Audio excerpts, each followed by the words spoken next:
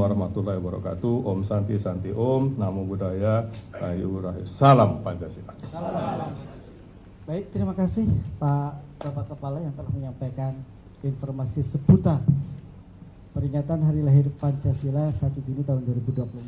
Baik teman-teman media, mungkin ada yang ingin bertanya? Silakan, Mas. Sebutkan nama dan dari media mana. Tes. Baik, terima kasih atas kesempatan yang diberikan. Perkenalkan, saya Ince Farul Islam dari TVRI. Saya ingin bertanya, dalam pidato dan narasi Hari Lahir Pancasila tahun ini, BPIP menekankan bahwa proses pada tanggal 1 Juni 1945, 22 Juni 1945, dan 18 Agustus 1945 itu merupakan satu kesatuan sejarah. Nah, pertanyaan saya, apa pesan yang ingin ditegaskan oleh pemerintah kepada masyarakat melalui penekanan narasi tersebut? Terima kasih. Baik, silakan. Baik, sebelum saya jawab, apakah media sudah menerima kepres kita, ya, Presiden nomor 24 tahun 2016 tentang Hari Lahir Pancasila. Kalau kita membaca dalam menimbang di huruf E pada pertanyaan tadi, bahwa rumusan Pancasila sejak tanggal 1 Juni 1945 yang dipidatokan Susilo Soekarno, rumusan Piagam Jakarta tanggal 22 Juni 1945 hingga rumusan final tanggal 18 Agustus 1945 adalah satu kesatuan proses lahirnya Pancasila sebagai dasar negara. Ini intinya. Jadi kita hendaknya jangan mau mempertandakan ini lagi. Mari kita bumikan nilai-nilai Pancasila dalam kehidupan bermasyarakat, berbangsa dan bernegara. Saya sering sampaikan untuk anak-anak kita, generasi kita, agar mudah menangkapnya. Saya katakan, sila pertama, ketuhanan yang Maha Esa. Ketuhanan, bukan kesetanan. Ketuhanan itu artinya kita tentu percaya, iman takwa kepada Tuhan yang Maha Kuasa. Lalu dasarnya itu tentu kita akan menghormati. Sila kedua, kemanusiaan yang adil dan beradab. Manusia yang beradab, bukan manusia yang biadab. Maka kita saling menghormati satu dengan yang lain. Kemudian tentu sila ketiga, persatuan Indonesia. Bersatu kita teguh, bercerai kita runtuh. Ingat lagu Indonesia Raya, stansa pertama, mari kita berseru, Indonesia tetap bersatu. Stansa kedua, mari kita berdoa, Indonesia bahagia. Stansa ketiga, mari kita berjanji, Indonesia tetap abadi. Kemudian sila keempat, kerajaan pimpinan hikmat kebijaksanaan dalam permusyawaratan perwakilan. Ini mufakat, ya, perwakilan dan musyawarah itu satu nafas, sehingga kita betul-betul guyup untuk menyelesaikan masalah-masalah bangsa. Kemudian sila kelima adalah keadilan sosial bagi seluruh rakyat Indonesia.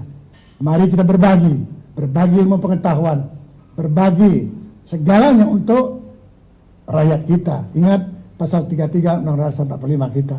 Semua sumber daya alam kita yang ada di bawah permukaan maupun di atas permukaan ini untuk kesejahteraan masyarakat kita. Kita tahu bahwa cita-cita Bapak Presiden yang pertama juga Pancasila, ya, demokrasi. Ya, ini kita juga ayo bersama-sama mari kita bumikan nilai-nilai Pancasila dalam kehidupan, sekali lagi, bermasyarakat, berbangsa dan bernegara. Salam Pancasila. Salam Pancasila. Merdeka. Merdeka. Terima kasih Pak Jenderal Wisnu. Beliau adalah Sekretaris Dewan Pengarah. Baik, teman-teman media ada lagi? Oh iya, Mas yang di belakang, silakan. Sebutkan nama dan dari media mana. Ya, selamat pagi Pak, saya Farel dari El Sinta Pak. Kan melihat antusias masyarakat yang cukup tinggi Pak mengenai upacara Hari Lahir Pancasila ini.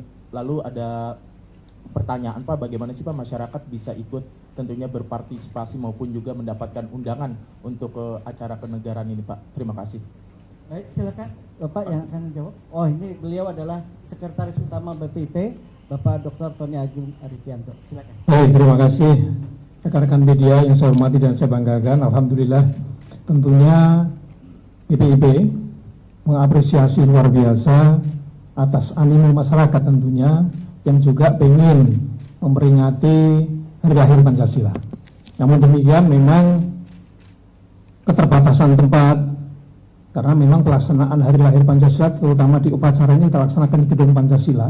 Jadi kenapa kita pilih venue-nya ada di Gedung Pancasila untuk menunjukkan kepada publik, untuk memberikan edukasi pembelajaran kepada publik bahwa memang Gedung Pancasila itu adalah sebagai saksi sejarah lahirnya Pancasila, di mana Gedung Pancasila tempat dilaksanakannya sidang BPUPK yang dipimpin oleh Rajiman Wededuningrat. Sehingga dengan demikian masyarakat tahu kenapa dilaksanakan di Gedung Pancasila untuk memberikan satu edukasi pada publik bahwa inilah sebagai saksi sejarah yang akan terus dikenang oleh masyarakat. Kita kepingin sebenarnya masyarakat juga ikut serta di dalam peringatan upacara, namun demikian karena keterbatasan tempat juga, kemudian juga ini upacara kenegaraan yang pasti diatur oleh protokoler negara, ya, sehingga terbatas yang diundang, terutama pejabat-pejabat tinggi negara dari seluruh KL kita undang semuanya, kemudian ada perwakilan agama, kemudian ada tokoh-tokoh negara yang lain, termasuk presiden dan wakil presiden juga kita undang tentunya, sehingga kurang lebih sekitar 405 undangan lah yang kita siapkan untuk untuk tamu undangan. Masyarakat ikut berpartisipasi juga karena sebelumnya tanggal 31 Mei besok ya, di hari Minggu itu BPIP juga sebagai wujud Pancasila dalam tindakan juga melaksanakan bakti sosial yang tadi sudah diuraikan secara jelas oleh Kepala BPIP.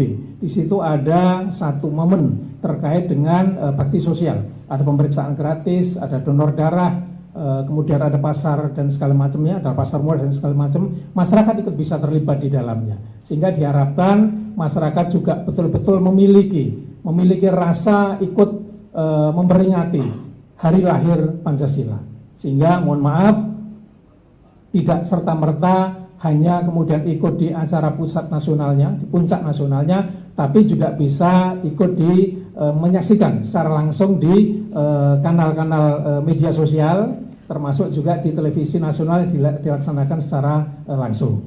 Itu yang bisa saya sampaikan. Terima kasih. Baik, terima kasih Pak Sesama. Baik, berikutnya silakan, ada lagi yang bertanya? Sebelah kiri. Silakan.